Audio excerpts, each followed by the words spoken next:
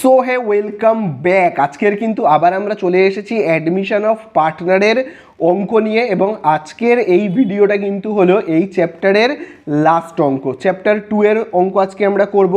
এবং আগের ভিডিওগুলোতে অর্থাৎ পার্ট 1, পার্ট 2, পার্ট 3, পার্ট 4 এর ভিডিওতে কিন্তু আমি আরও অনেক অঙ্ক আলোচনা করেছি। সেগুলো তোমরা যদি না দেখে থাকো, ডিসক্রিপশানের দেওয়া লিঙ্ক বা উপর আই বাটনে ক্লিক করে কিন্তু দেখে নাও। দেখো পরপর দেখো, অবশ্যই আগে পার্ট 1, পার্ট 2, পার্ট 3, পার্ট 4, তারপর কিন্তু আজকের এই পার্ট 5 এর ভিডিও দেখা তোমরা স্টার্ট করো, ঠিক আছে? তাহলে চলো, আজকে আর একদম বেশি কথা বাড়াবো না, আমরা প্রথমেই চলে যাব পেজ নাম্বার 57 এবং করব আমরা কোন অঙ্কটা করব, কিন্তু 78 এর অঙ্ক। তো দেখো আমরা স্টার্ট করব প্রথমে 78 থেকে। তাহলে দেখো 78-এ প্রথমে দেখো একটা ব্যালেন্স শিট দিয়েছে, এবং এই অঙ্কটা করার পিছনে একটা সবথেকে বড় কারণ কি জানো? সেটা হলো এই ব্যালেন্স শিটে গুডউইল আছে। এই গুডউইল যখনই ব্যালেন্স শিটে থাকবে তখনই কিন্তু আমাদের অঙ্ক একটু আলাদা হবে। তো সেই জন্যই কিন্তু আমি এই অঙ্কটাকে চয়েস করেছি করবার জন্য।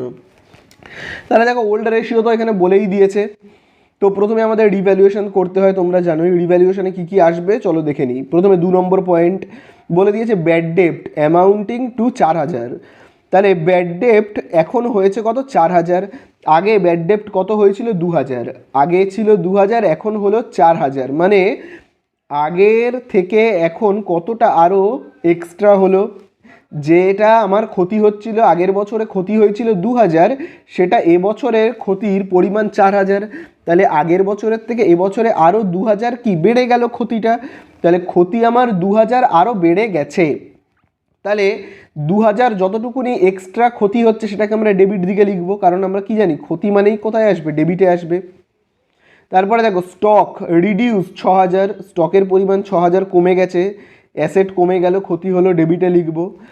তারপরে দেখো মেশিনারি ছিল 65,000 হয়ে গেছে 62,000, 62,000 হয়ে গেছে। তাহলে আমাদের ব্যাপারটা কি হলো? কোনো অ্যাসেটের ভ্যালু 65,000 থেকে 62,000 হয়ে গেল, 3,000 কমে গেল, ক্ষতি হলো, ডেবিটে লিখবো। তাহলে চলো এই কটা জিনিস আগে আমরা ডেবিটে লিখে ফেলি। তাহলে দেখো আমার এবছরে ক্ষতি হয়েছে কত? ব্যাড ডেপ্ট হয়েছে 4000, আগের বছর ছিল 2000। তাহলে আমার অ্যাকচুয়াল ক্ষতি হলো কত? 2000। সেটাকে দেখো আমি এখানে লিখবো, তাই না? তারপর স্টকের ভ্যালু আমার কমে গেল কত? স্টকের ভ্যালু আমার কমে গেছে 6000, তাই তো? স্টকের ভ্যালু 6000। তারপরে দেখবে মেশিনারির ভ্যালু কত? সরি, মেশিনারি না, হ্যাঁ মেশিনারির ভ্যালু ছিল 65,000, এখন হয়ে গেছে কত? 62,000। মানে কত? 3000 কমে গেছে, ক্ষতি হয়েছে। বোঝা গেল তো? এতটুকু আশা করি তোমরা বুঝতে পারলে। এইবারে চলো আমরা যেটা করব সেটা হলো আর কি কি অ্যাসেট লাইবিলিটিসের ভ্যালু এরকম বাড়ছে কমছে, চলো দেখি আমরা। এই যেমন দেখো খুব ভালো করে দেখবে, investment 24,000 remains unrecorded in the books. তার মানে কি? আনরেকর্ডেড মানে লেখা হয়নি। তার মানে এই ব্যালেন্স শিটের অ্যাসেটে ইনভেস্টমেন্ট ছিল না। তার মানে ইনভেস্টমেন্টটা কত ছিল এখানে? ইনভেস্টমেন্ট ইনভেস্টমেন্ট ইনভেস্টমেন্ট ইনভেস্টমেন্ট এখানে তার মানে আনরেকর্ডেড ছিল, মানে লেখা ছিল না। তাহলে আনরেকর্ডেড, তাহলে টাকাটা কত হবে? নীল, মানে 0। তাহলে এখানে ইনভেস্টমেন্ট ছিল 0। এখন এখানে ইনভেস্টমেন্ট কত হয়ে গেছে? হয়ে গেছে 24,000। বোঝা গেল? ইনভেস্টমেন্ট আনরেকর্ডেড ছিল। আনরেকর্ডেড ছিল কেন? কারণ ইনভেস্টমেন্ট কিছু ছিল না, 0 ছিল। তাহলে ইনভেস্টমেন্ট 0 ছিল, এখন হয়ে গেছে 24,000। তার মানে ছিল 0, হয়ে গেছে 24,000। কোনো একটা অ্যাসেটের ভ্যালু ছিল 0, এখন হয়ে গেছে 24,000। তার মানে কি? অ্যাসেটের ভ্যালুটা বৃদ্ধি পেয়ে গেল 24,000। তাহলে এটা আমার একটা লাভ। আমি তাহলে কোন দিকে লিখবো? ক্রেডিট সাইডে লিখবো। বোঝা গেল তো? তাহলে আমি ইনভেস্টমেন্টকে কোন দিকে লিখবো? এই দিকে দেখো লিখবো। লিখবো কি বলে লিখবো? বাই ইনভেস্টমেন্ট, ঠিক আছে? ইনভেস্টমেন্ট। বোঝা গেল? তাহলে কত লিখবো? 24,000। ছিল 0, এখন হয়ে গেছে কত? 24,000। ভালো কথা। দেখি আর কি এরকম জিনিস রয়েছে, খুব ভালো করে এবারে দেখো।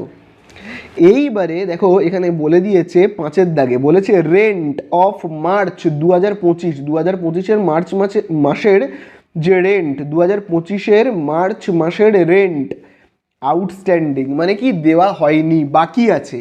তাহলে আমাকে একটা ভাড়া দিতে হবে যেটা আমি এখনো দিইনি, বাকি করেছি। তাহলে আমি যদি কোনো এক্সপেন্সেস বাকি করি তার মানে কি আমাকে পরে তো দিতে হবে, এটা তো আমার একটা খরচা, ক্ষতি তো, আমার একটা ক্ষতি খরচা পরে দিতে হবে। তাহলে এটা কোন দিকে বসবে, ডেবিটে বসবে। তাহলে আমরা কি বলে লিখব, টু লিখব আউটস্ট্যান্ডিং, আউটস্ট্যান্ডিং রেন্ট বলে, দেখো আমি এখানে লিখবো আউটস্ট্যান্ডিং রেন্ট। তাহলে কত দিতে হবে আমাকে আউটস্ট্যান্ডিং রেন্ট, 5,000 টাকা। ভালো কথা। আর দেখি আমাদের এখানে কি আছে, আর কিছু রিভ্যালুয়েশনে আসবে কি না। এইবারই সবথেকে ইম্পর্ট্যান্ট জিনিসটা বলবো, যেটার জন্য এই অঙ্কটা করানো। আচ্ছা দেখো, গুডউইলের ভ্যালু রয়েছে 33,000। এখানে কি কোথাও গুডউইলের ভ্যালু বলে দিয়েছে যে আগে ছিল 33,000 এখন হয়ে গেছে ভাবো 40,000 বা এখন হয়ে গেছে 30,000? সেরকম কি কিছু বলেছে যে গুডউইলের ভ্যালু ছিল 33,000 এখন হয়ে গেছে কিছু একটা হয়ে গেছে? তা কিন্তু বলেনি। যদি এই কথাটা না বলে থাকে যে আগে গুডউইলের ভ্যালু ছিল এইটা 33,000 এখন সেটা বেড়ে গেছে বা কমে গেছে, যাই হোক, যদি না বলে থাকে তাহলে আমি ধরে নেব গুডউইলের ভ্যালু যা ছিল, এখানে কিছু বলেনি মানে গুডউইলের ভ্যালু হয়ে গেছে 0। গুডউইলের ভ্যালু তার মানে কত হয়ে গেছে আমি ধরে নেব হয়ে গেছে 0, নীল বলে লিখে দিলাম। বোঝা গেল? গুডউইলের ভ্যালু ছিল 33,000 এখন হয়ে গেছে নীল, এটা আমি ধরে নেব। বোঝা গেল? তাহলে আমি কি করব, ছিল 33,000 এখন হয়ে গেল 0, তাহলে আমার ক্ষতি কত হলো, 33,000ই ক্ষতি হলো। ঠিক আছে, তাহলে আমরা কি করব, 33,000 টাকায় কোথায় লিখবো, রিভ্যালুয়েশনের ডেবিট দিকে লিখব। এবারে তোমাদের মনে একটা প্রশ্ন আসতে পারে, তাহলে স্যার ফার্নিচারের ভ্যালুও তো 36,000, কই এখানে তো ফার্নিচারের ভ্যালু কমেছে বা বেড়েছে লেখা নেই, তার মানে কি আমরা ধরে নেব যে ফার্নিচারের ভ্যালুটাও 0 হয়ে গেছে? এক্ষেত্রে বলে রাখি না, ফার্নিচার বা মেশিনারি বা স্টক বা ডেটর্স ব্যাংক অন্য কোনো অ্যাসেটের ক্ষেত্রে আমরা এরকম ভাবনা চিন্তা করব না, কেবলমাত্র গুডউইলের ক্ষেত্রেই আমরা এই ভাবনা চিন্তাটা করব যে এখানে গুডউইলের ভ্যালু দেওয়া আছে এখানে দেওয়া নেই মানে গুডউইলের ভ্যালু 0 হয়ে গেছে। বোঝা গেল? পুরোটাই আমার ক্ষতি হয়েছে। আর যেমন দেখো ফার্নিচারের ভ্যালু 36,000 এখানে কোথাও দেওয়া নেই মানে ফার্নিচারের ভ্যালু এখনও 36,000ই আছে, ফার্নিচারের ভ্যালু এখনও 36,000 আছে, আমি ধরে নেব। বোঝা গেল? কিন্তু গুডউইলের ক্ষেত্রে ঠিক উল্টো ভাববো। তাহলে আমার ক্ষতি হলো কত, ক্ষতি হলো 33,000। তাহলে আমি 33,000কে কোন দিকে লিখব, 33,000কে আমি লিখব ডেবিট সাইডে। আচ্ছা এখানে জায়গা নেই বলে আমি এইখানে লিখছি, হ্যাঁ, টু গুডউইল বলে এখানে দেখো লিখছি, টু গুডউইল কত বলে লিখবো আমি এখানে 33,000। এই যে দেখো গুডউইলকে আমি এখানে লিখলাম কত, 33,000। তাহলে এই আমাদের হয়ে গেল। এবারে আমরা জাস্ট যোগ বিয়োগ করবো, অঙ্ক শেষ হয়ে যাবে। দেখেই বোঝা যাচ্ছে ডেবিট সাইড বেশি হবে। তাহলে চলো ডেবিট সাইড যেহেতু বেশি হবে যোগ করলে কত পাবো, তাহলে দেখো আমরা এই সাইডটাকে যোগ করলে কত পাবো, এই সাইডটাকে আমরা সব যোগ করলে পাবো কিন্তু 49,000। তাহলে দেখো আমি এই সাইডে দেখো লিখছি 49,000, এই দিকেও আমি লিখবো 49,000। তো 49,000 থেকে আমি 24,000কে বিয়োগ করব, করলে কত পাবো 25,000। এটা আমার লস, 25,000 আমার লস হয়েছে।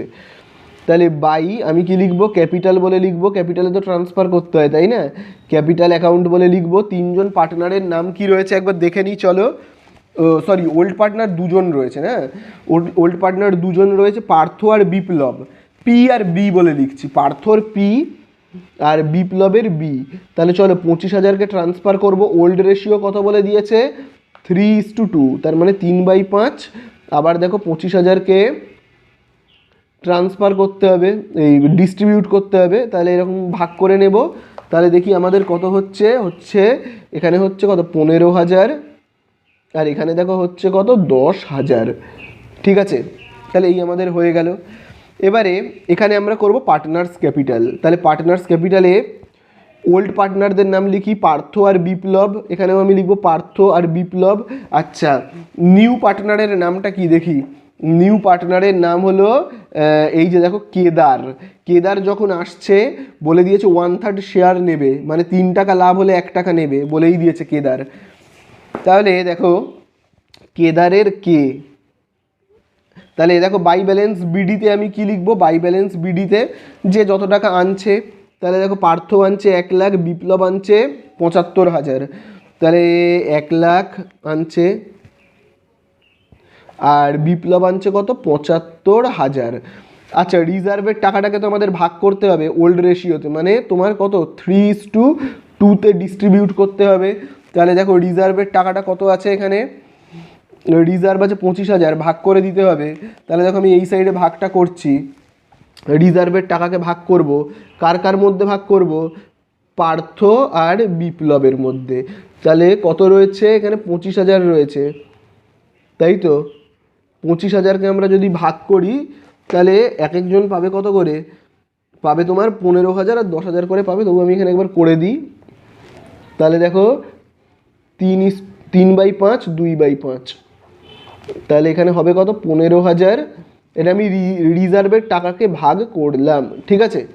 চলো এটাকে আমরা এবারে লিখবো এই সাইডে, রিজার্ভের টাকাটাকে ভাগাভাগি করলাম। এবার আমি এখানে লিখবো 15,000 আর কত এখানে হবে 10,000, হয়ে গেল। তারপরে দেখো খুব ভালো করে আর কি বলেছে, দেখো এইখানে এবারে বলছে Kedar will bring 80,000 as capital, capital হিসেবে 80,000 টাকা আনছে, অ্যান্ড 50,000 টাকা as his share of goodwill, ঠিক আছে, মানে 50,000 টাকা প্রিমিয়াম ফর গুডউইলের জন্য আনছে।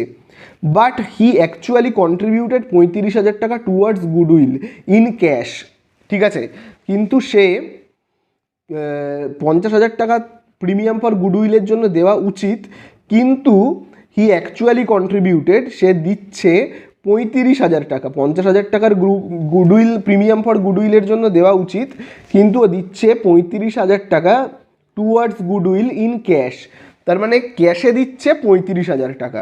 50,000 টাকা দেওয়া উচিত, দিচ্ছে 35,000 টাকা।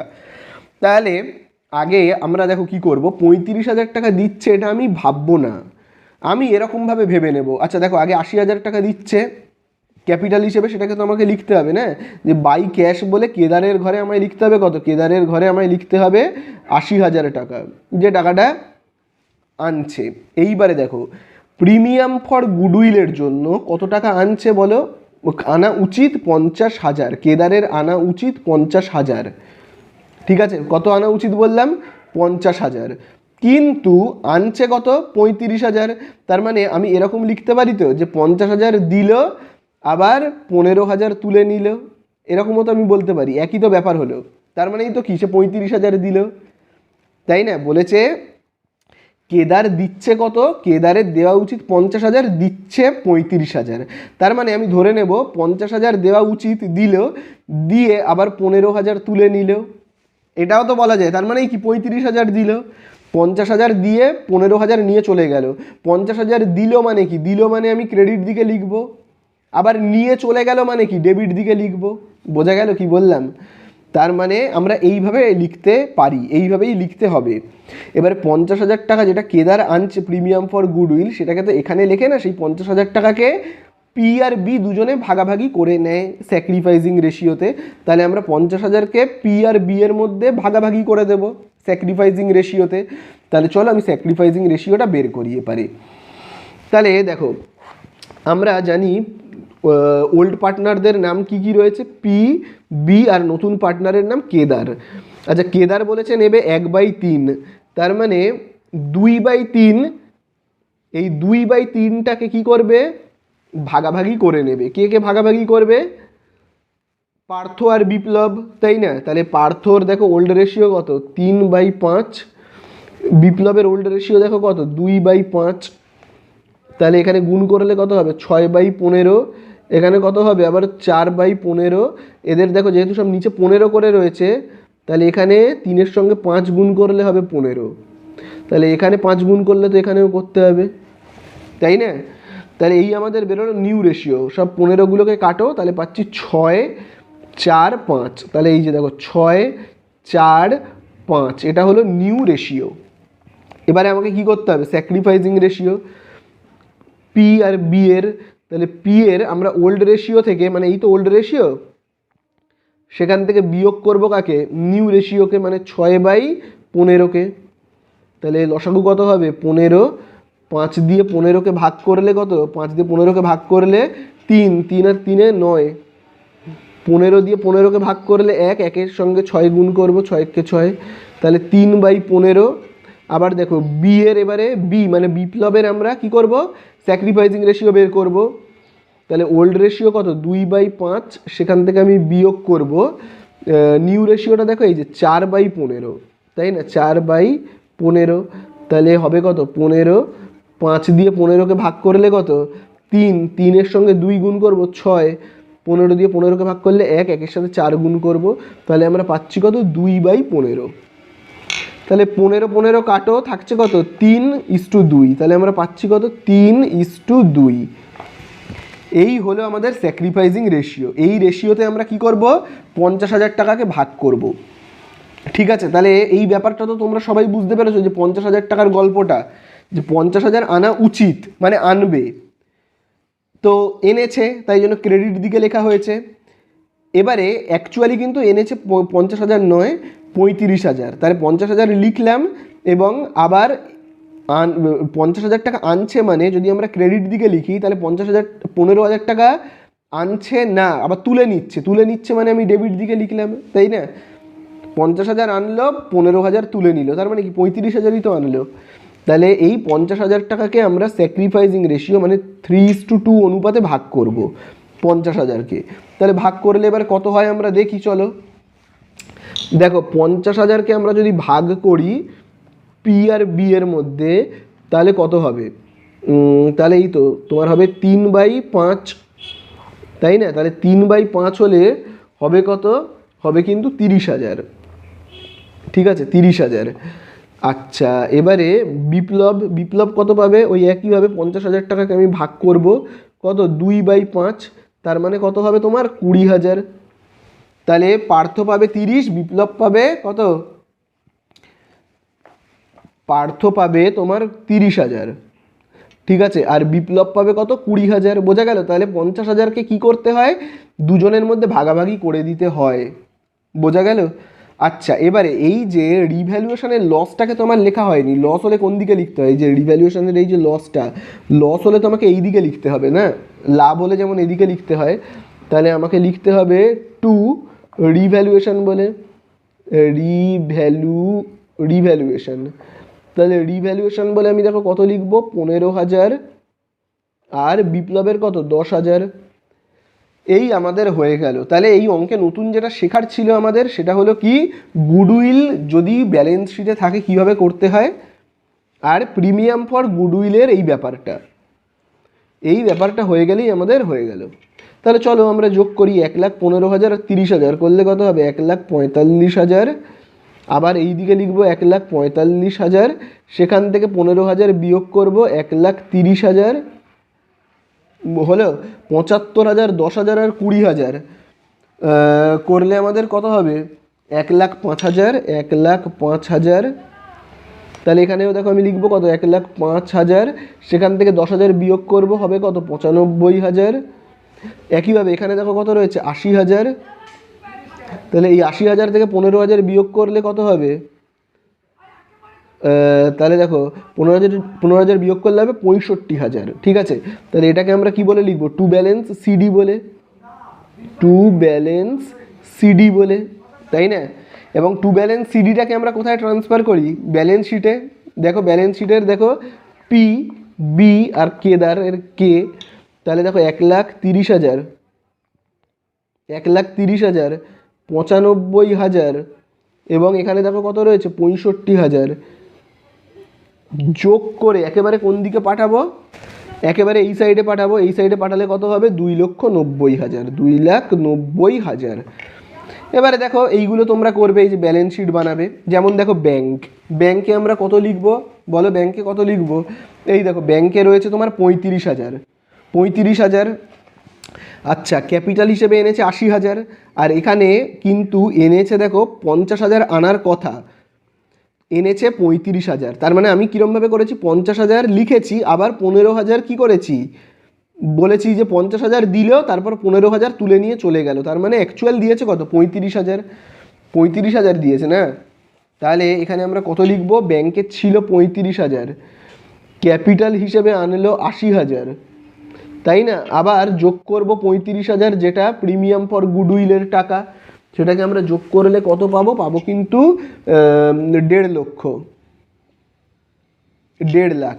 আচ্ছা ডেটর্সে তাহলে কত হবে? দেখো ডেটর্স খুব ভালো করে এখানে দেখবে, এই যে দেখো ডেটর্সে ছিল 46,000, তাই তো? আবার দেখো 2,000 এখানে ক্ষতি হয়েছে, এই যে দেখে নাও, এই যে দেখো ডেটর্সে যেটা ব্যাড ডেপ্ট, এই যে ব্যাড ডেপ্ট 2,000 আরও ক্ষতি হয়েছে, ছিল তোমার 46, আরও ক্ষতি হয়ে গেল। তাহলে 46 থেকে আমি আরও 2,000 বিয়োগ করব, তাহলে কত হচ্ছে? হচ্ছে কিন্তু 44,000, ঠিক আছে। তারপরে দেখো স্টকের ভ্যালুও বলেছে, দেখো 6,000 কমে গেছে, দেখে নাও স্টকের ভ্যালু 6,000 কমে গেছে, তাহলে হবে কত? স্টকের ভ্যালু ছিলটা কত সেটা তো আগে দেখতে হবে। স্টকের ভ্যালু দেখো ছিল 50,000, আরও 6,000 কমে গেছে, 50,000 থেকে 6,000 কমে গেছে মানে কত হবে? 44,000, 44,000। মেশিনারির ভ্যালু এখন দেখো কত এসে দাঁড়িয়েছে, বলেই দিয়েছে 62,000, এখন হয়েছে 62,000, তাহলে আমি দেখো মেশিনারির ভ্যালুতে কত লিখব? 62,000। ফার্নিচার দেখে নাও ভালো করে, ফার্নিচার 36,000। আর দেখো ইনভেস্টমেন্ট এখন হয়েছে 24,000, এখন হয়েছে, গুডউইলটা যেহেতু 0 হয়ে গেছে আর লিখবো না, আর ইনভেস্টমেন্ট আগে ছিল 0, এখন হয়েছে 24,000, তাই ইনভেস্টমেন্ট লিখতে হবে। ফার্নিচার যেমন 36,000 আছে থাক, আমাকে যেটা নতুন করে লিখতে হবে সেটা হলো কি? ইনভেস্টমেন্ট হয়েছে কত? 24,000। আচ্ছা এইবারে লাইবিলিটির সাইডে আরেকটু দেখে নেবে তোমরা, লাইবিলিটির সাইডে ক্রেডিটর্স বিলস পেবেল যা আছে, তোমরা জানো তো যে কোনো রেন্ট বা যে কোনো এক্সপেন্সেস যদি আউটস্ট্যান্ডিং থাকে, কোনো এক্সপেন্সেস আউটস্ট্যান্ডিং হলে আমরা লাইবিলিটিসে লিখি এবং লিখব কত? 5,000। তাহলে আমরা লিখব আউটস্ট্যান্ডিং রেন্ট বলে দেখো লিখব আউটস্ট্যান্ডিং রেন্ট কত হবে? আউটস্ট্যান্ডিং রেন্ট হবে 5,000। তাহলে এই তো আমাদের হয়ে গেল, এবারে আমরা যোগ করে দেবো, তাহলে এই হয়ে যাবে। তাহলে আমরা যোগ করলে কত পাবো? এই যে এই সব কটাকে আমরা যদি যোগ করলে আমরা পাবো 3,60,000, ঠিক আছে, 3,60,000। এবারে সব যোগ করলে পাবে কত? 3,60,000। এই আমাদের হয়ে গেল অঙ্ক শেষ। তো দেখো এই টাকাটাকে, এই যে 15,000 টাকা, এই টাকাটাকে আমরা কি বলে লিখব? এই টাকাটা তো আমি লিখতেই ভুলে গেছি, যে 15,000 টাকাকে আমাকে তো লিখতে হবে। তো দেখো এখানে যখন ক্যাশ দিই, যখন আমরা ক্যাশ আনি, তখন আমরা ডেবিট দিকে লিখি, এই ক্রেডিট দিকে লিখি। কোনো পার্টনার যখন ক্যাশ টাকা আনে তখন আমরা কি লিখি? কোন দিকে লিখি? ক্রেডিট দিকে। আর যখন নিয়ে চলে যাচ্ছে ক্যাশ টাকা, তখন সেটাকে ডেবিট দিকে লিখবো। যেহেতু ক্যাশ টাকা নিয়ে চলে যাচ্ছে, তাহলে এখানে আমরা টু ক্যাশ বলে লিখবো। এই 15,000 টাকাটাকে আমরা কিন্তু টু ক্যাশ বলে লিখবো। আর যখন 50,000 টাকা এনেছে, সেটাকে কিন্তু আমরা লিখবো প্রিমিয়াম ফর গুডউইল, ঠিক আছে। আবার যখন 15,000 টাকা নিয়ে চলে যাচ্ছে, তখন 15,000 টাকাটাকে আমরা কিন্তু টু ক্যাশ বলে লিখবো। এটা আমার লেখা হয়নি, লিখে দিলাম, তো হয়ে গেল অঙ্ক শেষ। खत्म। Bye bye, tata, good bye.